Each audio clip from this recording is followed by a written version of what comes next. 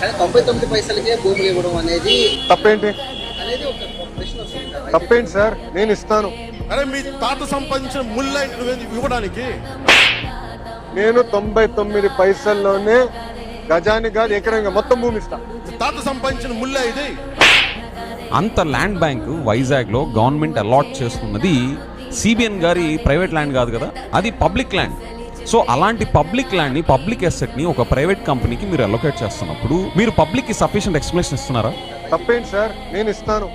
అసలు Ursa clusters అనే కంపెనీకి ల్యాండ్ ఎలా అలొకేట్ చేశారు? నేను ఇస్తాను.